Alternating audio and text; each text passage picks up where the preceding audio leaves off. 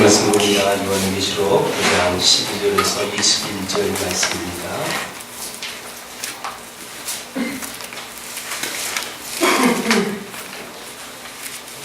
요한계시록 9장 12절에서 21절 말씀 한 절씩 교독하겠습니다.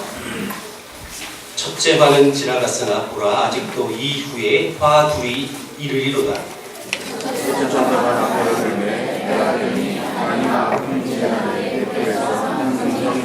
나팔 가진 여섯째 천사에게 말하기를 큰 강 유브라데에 결박한 내 천사를 놓아주라 하매 내 천사가 모였으니 그들은 큰 강과 그 시에 이르러 사람 3분의 1을 죽이기로 준비된 자들이다. 마병대의 수는 2만만이니 내가 그들의 수를 들었노라. 내가 환상 가운데 하늘의 말과 그 위에 탄 자들을 보니 불빛과 자주빛과 유황빛 90명이 있고 맑은 머리 사자머리가 있고 그 입에서는 불과 유황 나오더라. 이 세 재앙 곧 자기들의 입에서 나오는 불과 연기와 유황으로 말미암아 사람 3분의 1이 죽임을 당하니라. 이 말들의 입은 바로 우리는 뱀 같고 우리의 머리가 있어 이것으로 해하더라. 이 재앙에 죽지 않고 남은 사람들은 손으로 행한 일을 회개하지 아니하고 오히려 여러 귀신과 또는 보거나 듣거나 다니거나 하지 못하는 금은동과 목석의 우상하게 절하고 또 그 살과 목술과 은혜와 녹지를 회개하지 아니하더라. 네. 이 세상에서 인간이 저지를 수 있는 가장 큰 만행이 있다면 그것은 아마도 전쟁일 것입니다. 제가 또 단에서 몇 번 언급을 했지만 여전도사가 미국에서 와가지고 12월 14일 전쟁이 터진다고 해가지고 발칵 뒤집어졌어요. 그래서 그 전쟁만 터지기를 기다렸던 사람들 많았습니다. 누가 많았냐면 수능생들이 시험 결과를 보고 왜 이 전쟁이 터진다는 소리에 대부분 사람들이 두려워하는데 왜 일부는 그걸 환영할까요? 공통점이 있어요. 전쟁을 환영하는 사람들은 지금 생활이 만족이 없는 사람들입니다.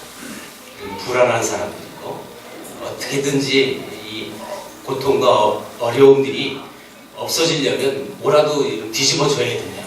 그런 인식이 있기 때문에 전쟁을 원하는 겁니다. 그런 사람들이 북한에 많이 있죠. 북한에서 전쟁이 일어나면 좋다. 그래서 전쟁하자. 북한 사람들이 그 특징이 그겁니다. 어차피 여기서 굶어 죽구나. 지금 현실이 너무너무 불편한 거예요. 그래서 전쟁이라도 났으면 좋겠다. 그런데 그건 예외의 사람들인데요. 예외의 사람들이고 저와 여러분들이 전쟁이 나면 공통점이 있다면 두려움이 생길 것입니다. 우리는 6.25 전쟁이라는 한국 전쟁을 맛본 경험한 나라입니다. 60여 년 전에 그 전쟁 때문에 얼마나 많은 사람들이 죽었고 또 혈육들이 여러분 자기의 의지와 상관없이 다 찢어져서 이산가족이 됐습니다. 여러분 이 전쟁이라는 것은 끔찍한 거예요. 끔찍한 거예요. 전쟁을 모르는 세대니까 전쟁 나면 좋겠다. 정말 철부지 없는 거죠. 전쟁이 나면 다 죽습니다. 여러분 그래서 이 전쟁이라는 부분은 우리의 마음을 두려움으로 이렇게 만들게 되는 거예요.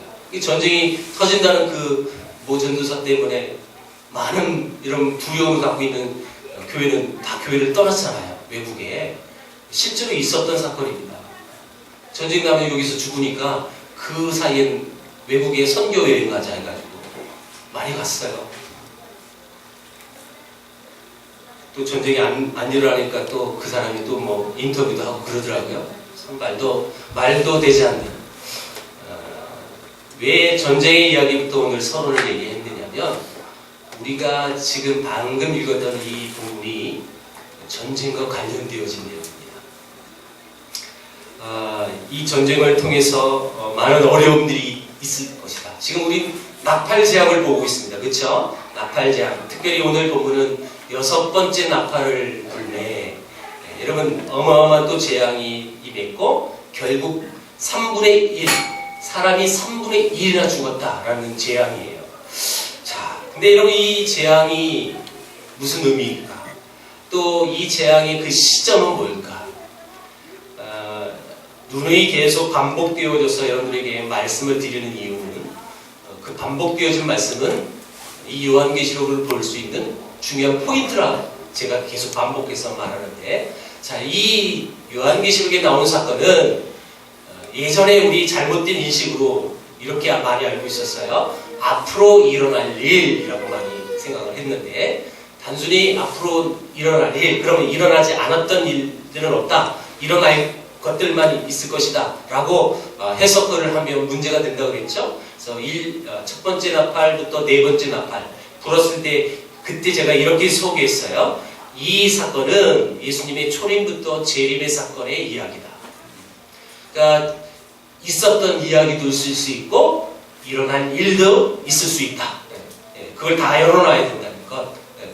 일어나지 않은 사건이다 라고 해석만 해버리면 반드시 문제가 되는 거예요. 왜? 이 모든 얘기가 다 미래가 돼야 되니까요. 자, 그리고 다섯 번째 나팔 불 때 어떤 일이 벌어졌어요? 이 시대, 이 종말 시대를 살아가는 백성들이 환난을 당하는 모습을 열거하면서, 특별히 하나님을 믿는 예수 그리스도를 나의 주로 모시고 있는 하나님의 백성들은 순교까지 당하면서, 그리고 믿지 않는 자들이 믿는 자들을 박해하는 그런 이 불신자들의 괴롭힘을 서게했고요. 자, 오늘 여섯 번째 나팔을 불었습니다. 초림부터 재림까지 있었던 인류 역사 이야기 속에 끊이지 않는 것이 여러분 카테고리가 있다면 그것은 아마도 전쟁일 것입니다. 지금까지 계속, 지금도 이 시대에도 전쟁은 계속 일어나고 있잖아요. 계속 그 예수님이 오신 때부터 오실 때까지 계속 역사는 전쟁입니다. 전쟁. 그것을 얘기하는 거예요. 그리고 오늘 특별히 여섯 번째 나팔이 불고 났을 때 이 메시지는 그럼 무슨 뜻이냐? 하나님의 심판, 하나님의 경고의 메시지입니다. 자, 그래서 성경은 결코 이 전쟁을 아름답게 묘사한 적도 없습니다.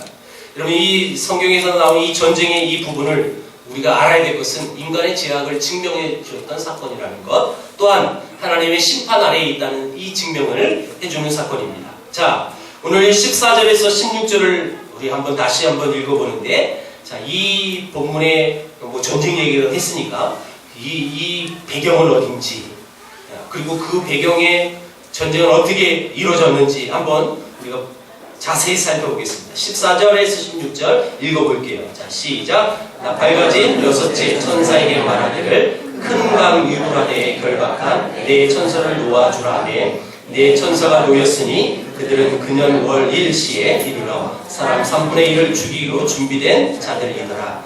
마병대의 수는 2만만이니 내가 그들의 수를 들었노라. 자, 이 환상에서 일어나는 배경이 유브라데 강이라고 지금 언급했습니다.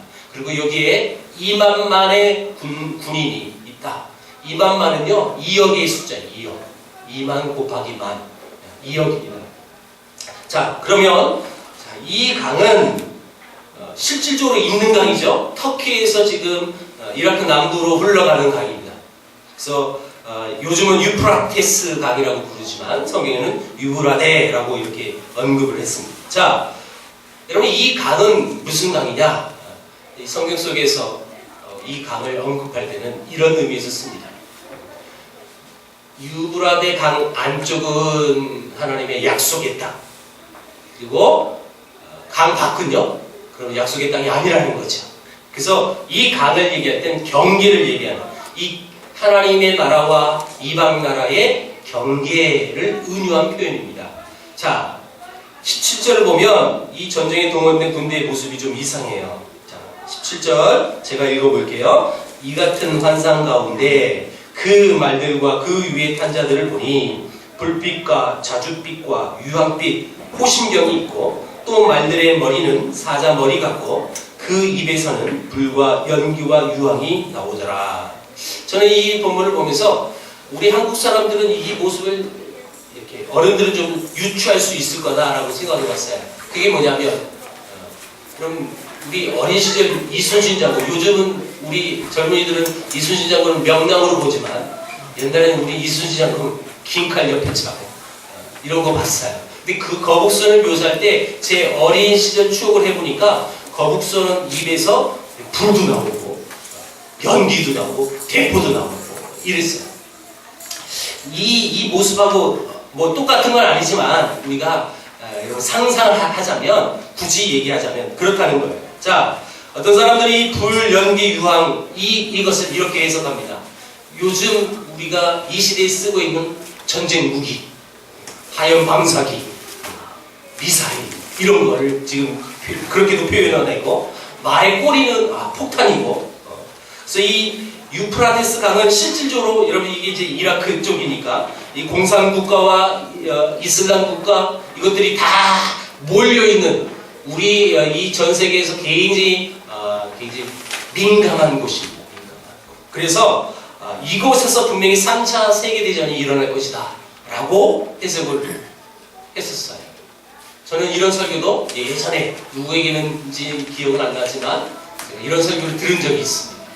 이 말은요, 그 사람이 이 요한계시록 해석했을 땐 앞으로 일어날 일이라고 못 박은 거죠. 과거의 사건이 아니라 못 박은 거예요. 그게 잘못됐다는 거죠. 분명히 이 부분을 여러분 우리가 알아야 될 것은, 이 요한계시록은 상징적인 표현이 많이 있습니다.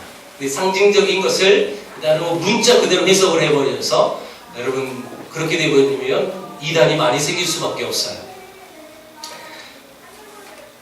2억의 군대라고 얘기했는데 이건 정확한 2억명을 말하는 것이 아니라 상징적인 거예요.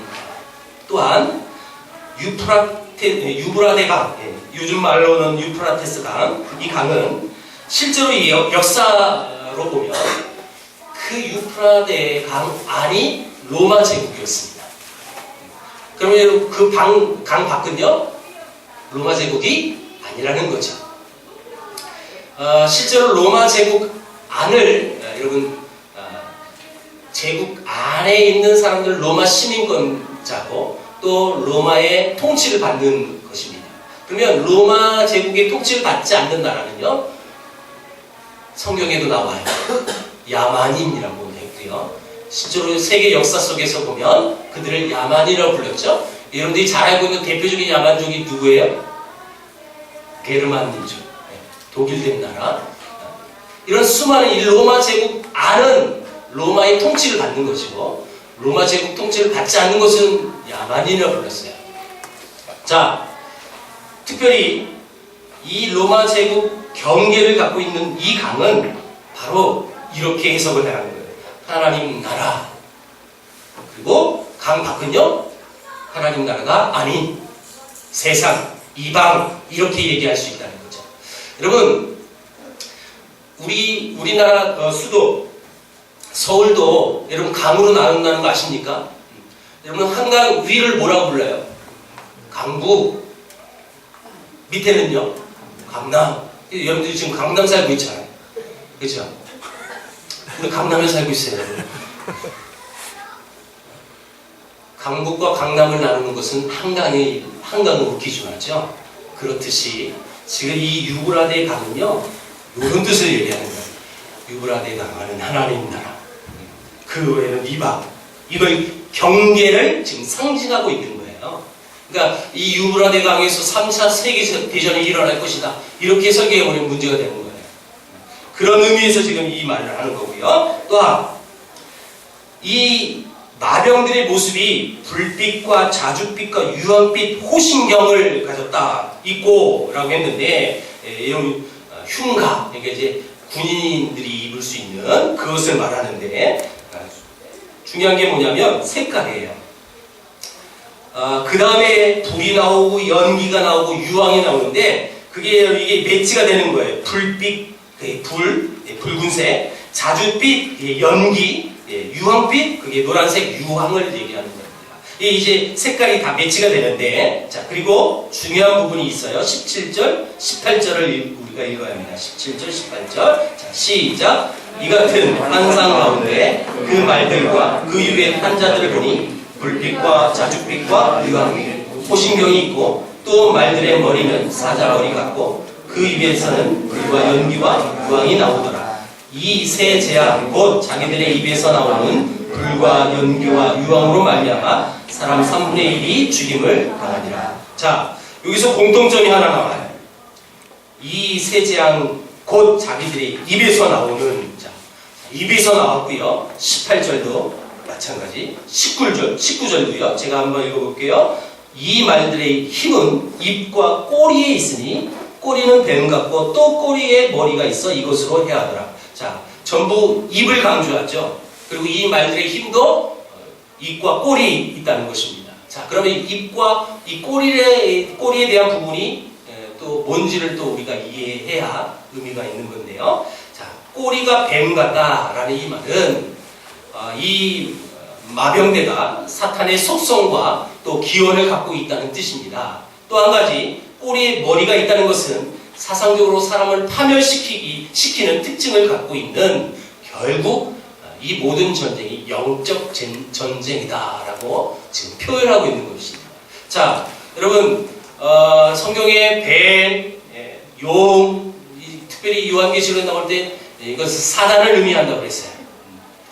이 사단이 이 죄성을 갖고, 그래서 이 사단이 우리를 침투하고 그런 우리에게 큰 재앙을 내릴 수 있는 존재다라고 지금 우리가 표현하면 되는 거고요. 자, 머리가 사자 같다라는 이 표현은 만약 그들의 건세와 그 두려움, 그 두려움을 안고서 그들에게 안 따라가면 그들을 통하여 우리가 해를 당할 것이다라는 위협을 지금 말하고 있는 것입니다. 자, 이것이 실제 전쟁이든 상관없이, 제가 또 방금 이것은 우리 하나님을 믿는 백성들의 영적 전쟁이라고 좀 표현했는데, 그 모든 공통점은 뭐냐? 그것은 사탄적인 이 속성인 두려움과 유혹을 가진 것이 핵심이라는 거예요. 자, 아까 제가 서론에서 말씀드렸어요. 여러분, 전쟁하면 우리 인간에게 뭐가 든다고요? 두려움이에요. 이 전쟁이 터지면 실제로 다 죽을 수밖에 없는 거죠. 여러분, 왜 그 교회들이 전쟁 터질까봐 왜 외국에 잠깐 나가 있었어요? 궁극적으로 왜요? 그것은 두려움이에요, 두려움. 전쟁 나면 나 죽을까봐. 나만이라도 살자 해서 나가 있는 거예요. 전쟁이라는 것은 이만큼 위험하고 또 우리를 힘들게 하는 것이 실제 전쟁이죠. 그리고 오늘 본문에 보면 실제로 그 건세로 사람 3분의 1이 죽임을 당했습니다. 끔찍한 사건이죠. 그러면 이 본문이 우리에게 주는 메시지가 뭐냐는 거예요.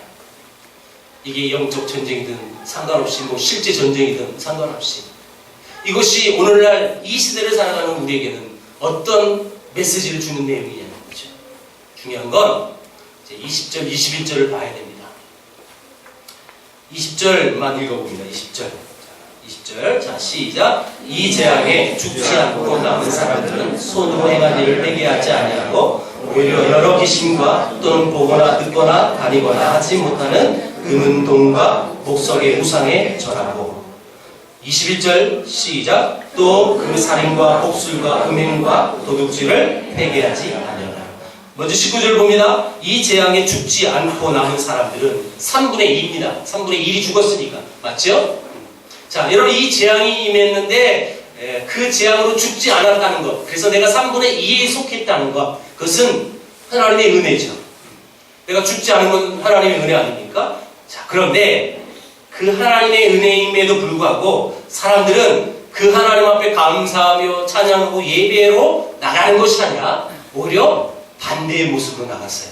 반항의 모습으로. 자, 뭐 했다고요? 오히려 여러 귀신과 또는 보거나 듣거나 다니거나 하지 못하는 금은동성 목석 우상에게 절하고. 이게 무슨 모습일까요? 요즘 또 여러분, 이게 연말이라 이게 딱 이제 매치가 되는데, 자, 우리는 절대 그런 일이 없겠지만 세상 사람들은 지금 이 연말에 많이 가는 집이 하나 있어요. 어딜까요? 네, 점집. 점집 왜 이렇게 잘 맞춰요? 혹시 가시는 건 아니죠? 가지 마세요. 우리 교회는 분명히 안 그거란 저는 확신이 있고요. 왜 이런 그분들이, 세상 사람들이 왜 이 연말에 점집을 왜 많이 갑니까? 이유가 뭐라고 생각하십니까? 내년의 운수가 궁금해요. 그렇죠? 근데 그 궁금함의 궁극적인 여러분 시작점이 뭔지 아십니까? 미래에 대한 두려움이에요. 미래에 대한 두려움. 내년에 내가 어떻게 될까? 여러분 점집가면 늘 그런 거 똑같아요. 2015년대 물 조심하시라고, 불 조심하시라고, 차 조심하시라고. 여러분 전집 안 가도요 그거 다 알아요. 물 조심하지 않으면 물에 빠져 죽고요. 불 조심 안 하면요 불타 죽고요. 차 조심 안 하면요 교통사고 죽고요. 마찬가지죠. 근데 왜 그 뻔한 거 알면서 왜 그들은 갈까요? 두려움이. 어떻게 하면 내가 그 보장되지 않은 그 미래를 어떻게 하면 다른 사람보다 더 잘 살 수 있을까? 실패하지 않고 시행착오하지 않고 난 한 번에 이렇게 성공할 수 있을까? 그거에 대한 두려움이에요. 그러니까 점집을 찾아가는 거죠. 저는 예전에 비행기 안에서 신문에 그 기사를 보고 깜짝 놀란 적이 한 번 있어요. 국민일보 이렇게 났어요. 한국 교회 성도들 중 점집 출입 30%. 나 이 기사 보고 깜짝 뒤집어졌어요. 그러니까 무늬만 교인이죠, 무늬만. 교회 왔다 갔다만 하는. 그 안에 신앙이 없으니까. 혹 여러분들의 친구들이 야 그래도 야 내년 운세를 한번 보러 가자. 친구 오래간만에 만나서 그러면 혹시 친구가 점집을 안내하고 요즘 점집이요 옛날처럼 무시무시한 점집이 많이 없어요. 그럼 젊은이들 많이 있는데 이런 그 주변에 가보면요 천막 쳐놓고 의자 안 쳐놓고 여기 사주팔자도 봐주고 그래요. 둘이 잘 맞는지 커플이 맞는지. 그래서 서스럼없이 가는 모습을 봤어요. 저는요 깜짝 놀라는 것은 요즘 젊은이들 이 모습 보면 나이 많으신 분이 앉아있는 거 꼴은 못 봤어요. 다 청년들이 앉아있어요. 왜일까요? 한마디로 두려움이에요. 저는 우리 세계를 품은 교회를 섬기시는 우리 모든 성도님들은 이제로부터 재미로도 그냥 심심풀이라든지 모든 이런 운세를 보지 않기를 축복합니다. 이런 스포츠 신문에 나오는 운세도 보지 마세요. 습관적으로 보는 사람 있죠? 다 알아요, 여러분. 내 띠를 봐서 오늘은 내가 뭘 조심해야 되겠다. 그런 거 의도적으로 보지 마세요. 근데 분명한 것이 뭐냐면 오늘 성경에 이 요한계시록 9장에 나오는 이 내용은 뭐냐면요. 하나님의 은혜로 내가 3분의 2가 됐어요. 살아남았어요. 그런데 하나님 그 앞에 감사하지 않고 뭐 했다고요? 계속 귀신 그리고 우상에게 절하고 그리고 중요한 게 뭐예요? 회개하지 않았다. 회개하지 않았다. 자, 그럼 이 오늘 중요한 부분이 바로 이 부분인데 회개하지 않았다. 자, 여러분 회개하지 않는 이 세상에 우리는 지금 현재 살고 있습니다. 세상 문화가 그래요 지금. 세상 자체가요 뭐 하나님 회개하고 그런 문화 형태가 아니에요.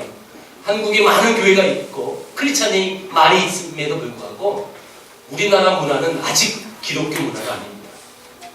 문화 자체가 다 그런 문화로 지금 흘러가고 있어요. 자, 그렇다면 우리가 숨쉬고 우리가 만나고 우리가 활동하는 이 세상이 이런 세상이에요. 어떤 세상이에요? 회개하지 않는 세상. 그런 세상에서 그럼 하나님의 백성을 어떻게 살 것인가? 요 대답이 오늘 설교의 주제예요. 자, 13절에서 15절을 우리가 봐야 하는데 중요한 부분을 찾아야 합니다. 제가 있습니다. 여섯째 천사가 나팔을 불매 내가 들으니 하나님 앞 금제당 내 뿔에서 한 음성이 나서 나팔 가진 여섯째 천사에게 말하기를 금강 유브라데에 결박한 네 천사를 놓아주라 하매. 자, 여러분 여섯 번째 나팔이 불고 실제로 결박한 네 천사가 풀어지니까 그 네 천사가 가서 여러분 실제로 3분의 1 재앙을 내려서 죽인 거예요. 자, 그러면 보세요. 이 본문의 아주 중요한 포인트. 우리 전에 본문에도 나왔지만 이 모든 것, 그 네 천사를 결박하고 놓아줬다라는 것은 누군가 어떤 대상이 그를 결박을 했고 또한 그를 놓아줬다는 거예요. 그분이 누구냐는 거예요. 그분이 누굴까요? 예수님 하나님이죠. 이 세상의 주권자이신 하나님이 여러분 그 재앙을 내리는 그 내천사를 결박하기도 하고 놓아주기도 했다는 거예요. 여러분 이 세상의 주관자이신 하나님의 통치와 섭리를 지금 의미하는 말입니다. 이 말은. 자 보세요. 그리고 13절에 보면 하나님 앞 내 금제단 내 뿔에서 한 음성이 나서, 자 그 대상이 누구냐? 하나님이라고 말은 하진 않지만 오늘 본문에 하나님 앞 금제단 앞에서 내 뿔에서 음성이 나와서 그 모든 것을 지시하고 있는 거예요. 맞습니까? 자, 금제단에서 음성이 나왔어요. 그리고 결박했던 그 내천사를 놓아줘라. 그래서 모든 일들이 주어진다는 거예요. 자, 그렇다면 이 금제단은 뭘 의미합니까? 여러분 이 금제단은 속죄 제사를 드리는 곳이죠. 이 구약 시대에는 누군가 이 제단에 내 뿔을 잡으면 그 사람이 어떤 죄를 졌더라도 그 사람의 죄는 용서를 받게 되어 있습니다. 여러분 알고 계십니까? 저만 구약을 알고 있나요? 여러분 아시죠? 내 뿔을 잡으면, 제단에 있는 내 뿔을 잡으면 그 사람이 용서가 되는 거예요. 죄악이. 그렇다면 이 말이 무슨 얘기입니까? 신약시대에 살고 있는 우리에게는 예수님께서 나를 위하여 십자가에서 피 뿌리신 것을 지금 이 금제단, 이것을 지금 상징하고 있는 것인데 무슨 얘기예요? 여러분 속죄 제사는 뭐예요? 내가 내 죄 때문에 죽어야 되는데 내가 죽을 수는 없으니 누가 대신 죽는 거예요? 제물이. 그쵸? 그래서 제물이 내 대신 그 제단에서 죽임을 당해가지고 내가 죽어야 되지만 그 제물이 대신 죽는 거예요. 그렇죠? 근데 그 구약의 제물을 여러분 이 신약 시대에도 계속 드려야 합니까? 아니죠? 왜 안 드려야 되죠? 예수님이 단번에 그 제물이 되셔서.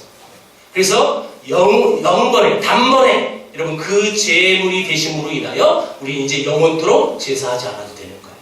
자, 바로 이 말을 지금 말하고 있는 겁니다. 그러므로 그 마음에 예수님이 십자가에 흘리신 그 피로 또 피뿌림 받은 사람, 다시 말하여 십자가 앞에서 자기 죄를 회개한 사람은 누구나 그 죄를 용서받을 수 있습니다. 그래서 우리는 늘 주님 앞에 또 이 공예배, 주일 오전 예배 드리러 나올 때 항상 예배를 선포하고 제일 먼저 우리 예배 행위가 뭐 한다고요? 회개하는 거예요. 회개. 하나님 지난 한 주간의 죄악을 용서해 주세요. 우리 죄인은 하나님 앞에 설 수 없는 죄인입니다. 근데 그 죄가 용서받으면 아무 문제가 안 되는 거예요. 그렇죠? 근데 그 용서는 여러분 매주 하잖아요. 매주. 여러분 매주 하나님 앞에 회개하고 그리고 매주 용서받잖아요. 그렇죠? 제가 이 얘기 전에도 한 적이 있는데 여러분 똑같은 죄스러운 마음 갖고 여러분 일주일 전에도 그 똑같은 시간에 이 자리에서 똑같은 제목으로 하나님 용서해달라고. 여러분 우리 마음속에 이런 마음이 들 수는 있어요. 참 나도 염치가 없지. 일주일 전에 그렇게 하나님 앞에 용서해달라고 했는데 또 용서를 빌고 있는 거예요. 그렇죠? 여러분 그렇다고 하나님이 야 내가 3번까지 해줄게. 그럽니까? 야 2014년까지만 해줄 거야. 그럽니까? 아니죠. 항상 하나님은요 우리의 죄악을 우리 입술로 우리의 마음으로 고백했을 때 항상 언제나 그 죄를 용서해 주신 하나님이세요. 자, 여기서 우리가 봐야 될 게 바로 이거예요. 거기서 나온 그 음성이 이 모든 것을 지금 컨트롤한다는 것은 또한 이 주님이 이 6번째 나팔을 부는 모든 주관자이시다라는 것을 또 우리는 명백히 알 수 있는 것이고, 또한 지난번에 말씀드렸어요. 이 금제단에서 이 재앙이 시작되었다는 것은 이것이 우리 성도의 기도의 응답이라는 사실을 우리는 또 기억을 해야 하는 것입니다. 성도는 회개하지 않는 이 세상을 마주하고 살면서 그래서 우리가 어떻게 살아가야 성도냐면 그 주님을 바라보는 사람들이 성도인 것이죠. 세상은 환난을 당하면 더 완악해집니다. 더 타락해집니다. 그러나 성도들은 환난을 당할수록 나의 죄악을 계속 주님 앞에 여러분 용서를 빌어도 끝까지 끝까지 사랑하셔서 용서하시는 그 주님을 바라볼 수 있는 것, 그게 성도 아니겠습니까? 그래서 하나님의 백성인 저와 여러분이 분명히 해야 할 것이 하나 있는데, 그것은 우리의 포지션이에요. 내가 어디에 소속해 있느냐, 나의 존재가 뭐냐. 지난주에도 이 말씀 드렸는데요, 우리의 존재성을 분명히 확신을 갖고 있으면 우리 신앙은 분명해지는 거예요. 내 존재성이 불분명하죠? 그럼 그 사람은 그만큼 신앙이 불분명한 사람이에요. 내가 누구냐? 내가 누구냐? 내 소속이 어디에 속했느냐? 하늘에 속했느냐? 세상에 속했느냐? 그걸 정확히 명확히 볼 수 있는 사람, 그 신앙이 뚜렷한 거예요. 자, 그래서 요한복음 15장 17절을 찾아봅니다.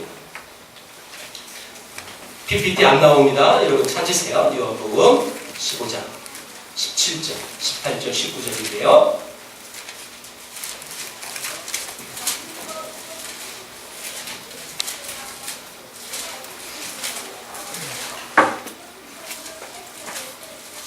먼저 17, 18절을 같이 읽어봅니다. 17, 18절. 자, 시작. 내가 이것을 너에게 명하는 너희로 서로 사랑하게 하려 함이라. 세상이 너희를 미워하면 너희보다 먼저 나를 미워하는 줄을 알라. 자, 세상이 너희를 미워하면 너희보다 먼저 나를 미워하는 것을 알라. 그럼 이 말을 화자가 누구예요? 말하는 사람이 예수님이죠. 예수님이 이 제자들을 향하여 말합니다. 자, 세상이 너희를 미워하면 여러분 그것은 너희보다 먼저 나를 미워하는 거다. 세상이 나 하나님 예수님을 미워하는 것이다. 알아라. 자, 그리고 19절 읽어봅니다. 시작. 너희가 세상에 속하였으면 세상이 자기의 것을 사랑할 것이나 너희는 세상에 속한 자가 아니요 도리어 내가 너희를 세상에서 택하였기 때문에 세상이 너희를 미워합니다. 이 소속의 문제가 여기서 분명하게 명확하게 나오는데, 너희는 세상에 속한 자가 아니기 때문에 너희를 세상이 미워한다라고 말하는 거예요. 자, 세상에 속하지 않았기 때문에 세상이 우리를 미워해요. 그러면 여러분 세상에 속하지 않고 세상 밖에 속하지 않고 내가 지금 세상에 속해 있다. 그러면 미움을 받을까요? 안 받을까요? 안 받아요. 세상에 속해 있는데 왜 나를 미워해요? 우리를 세상이 미워하는 이유는 단 한 가지예요. 내가 세상에 속하지 않은 사람이기 때문에. 그러면 세상에 속하지 않은 사람은 누구에 속한 사람입니까? 하나님, 예수님에 속한 사람이죠. 지금 제자들에게 이렇게 얘기하는 거예요. 세상에 너희를 미워하는 건 너희를 미워하는 게 나를 미워하는 거야. 예수를 미워하는 거야. 왜요? 그리고 또 그들에게 얘기합니다. 너희들이 세상에 속하 있지 않기 때문에 세상이 너희를 미워할 거다. 우리 소속이 분명해지면 내가 왜 어려움을 당하고 내 박해를 받고 왜 고통이 따르는지를 알 수가 있는 거야. 우산을 처음 발명한 사람이 있었대요. 우산을 처음 발명했으니 얼마나 그 사람은 머리가 똑똑했습니까? 그렇죠? 근데 우산을 발명한 사람에게는요, 당시에 이 사람에게 지나가면 돌 던지고 오물을 던졌다며. 여러분 이해가 됩니까? 지금은 우리 시각으로 이해가 안 되죠. 아니 우산을 발명했는데 칭찬해야지 왜 그 사람에게 오물을 던져요? 왜 오물을 던졌느냐? 그놈은 우리와 다르다는 거예요. 우리랑 다르다는 거예요. 우리랑. 그래서 돌을 던져요. 자, 그러면 이제 우리는 누구에게 소속이 되어 있느냐면 이제 예수님께 소속되어 있습니다. 그리고 이제부터 우리는 누구와 함께 가야 합니까? 예수님과 함께 가야 합니다. 비록 우리가 회개할 줄 모르는 이 세상에 산다고 하지만 그런 세상을 마주하며 살아야 하는 고통이 여러분 끊임없이 있다고 할지라도 그래도 우리는 우리 주님과 영원히 함께 해야 하는 것입니다. 어떻게 해야 함께 해야 될까요? 그럼 우리의 모습은 어떻게 해야 될까요?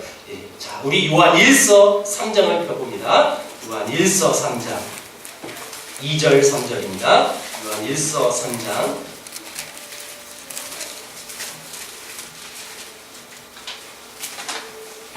요한 요한일서 3장 2절 3절 같이 있습니다. 시작. 사랑하는 자들아, 우리가 지금은 하나님의 자녀라. 장래에 어떻게 될지는 아직 나타나지 아니하였으나 그가 나타나시면 우리가 그와 같은 줄을 아는 것은 그의 참모습 그대로 볼 것이기 때문이니 주를 향하여 이 소망을 가진 자마다 그의 깨끗하심과 같이 자기를 깨끗하게 하느니라. 장래에 어떻게 될지는 아직 나타나지 않았기 때문에 우리가 볼 수 없지만 그가 나타나시면, 우리 주님 나타나시면 그와 같은 줄 우리 아는데, 자, 그 주님을 만날 때 우리가 여러분 해야 될 것이 하나 있다고 3절에 표현한 거예요. 주를 향하여 이 소망을 가진 자마다 그의 깨끗하신 것 같이 자기를 깨끗하게 합니다. 여러분, 우리 주님이 깨끗하기 때문에 우리도 깨끗한 거예요. 여러분, 하나님 그랬죠? 내가 거룩하니 너희도 거룩하라. 자, 마찬가지예요. 우리 이 소망을 가진 자마다 해야 될 것이 깨끗해져야 하는 것. 자, 예를 들면 이런 거죠. 여러분이 오늘 교회 올 때 정말 정성스럽게 잘 빨아서 흰 옷을 입고, 예쁜 흰 옷을 입고 교회 왔어요. 예배 드렸어요. 근데 이따가 점심 먹을 때 김치 국물이 탁 튀었어요. 여러분, 보기 좋아요? 흰 옷에 김치 국물 튀는 건 정말 보기 싫은 거예요. 그렇죠? 저도 여러 번 경험을 해봤어요. 그래서 제가 강의하려고 갔을 때 강의 직전에 먹지 않는 음식이 하나 있어요. 짬뽕이라고. 제가 한 두어 번 당해봤거든요. 짬뽕 먹다가 이 빨간 물 튀어가지고 강의하러 가니 얼마나 꼴보기 싫어요. 그렇죠? 부득불 먹을 때는요,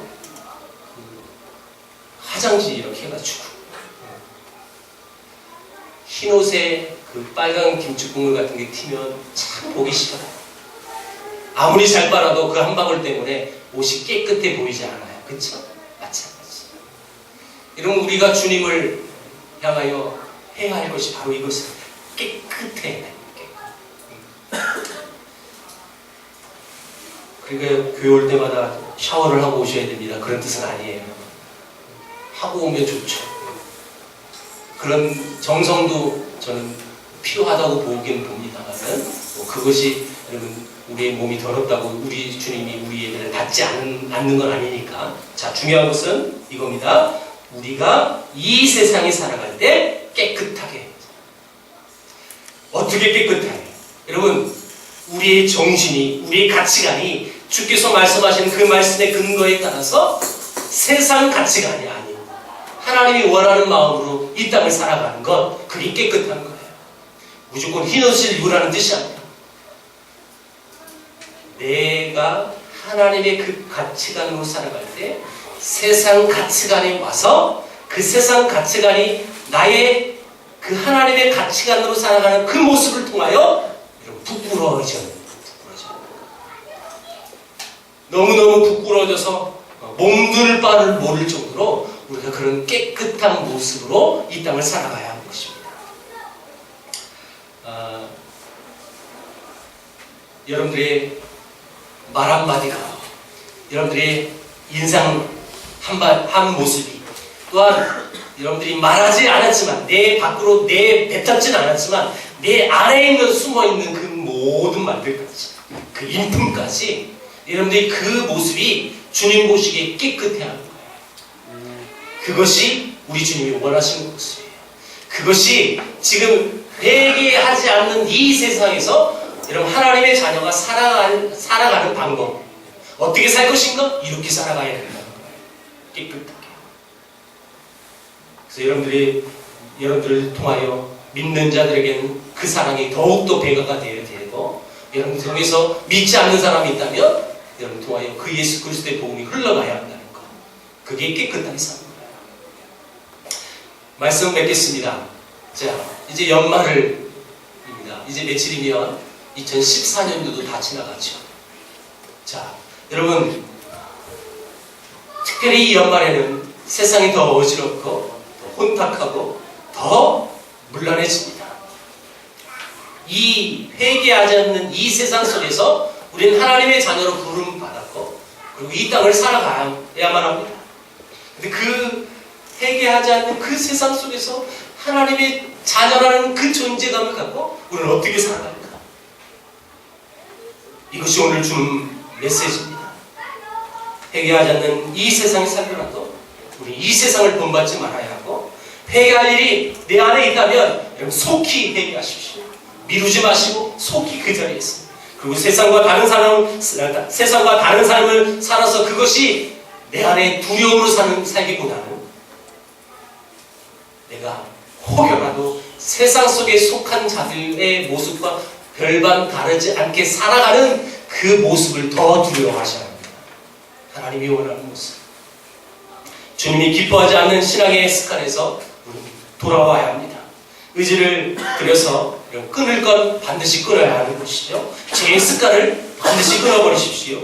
주님을 닮으려는 그 마음을 방해하는 것들을 방치하지 마십시오. 말씀 앞에 반응하는 삶을 사는 저와 여러분들 위해서 이 땅에 하나님의 자녀가 회개하지 않고 살지만 세상 사람들은 우리를 통하여 하나님의 자녀가 이렇게 살아가는구나, 이런 아름다운 모습을 보여주며 살아가는 귀한 분들에게 주의 이름으로 축복합니다. 기도하겠습니다.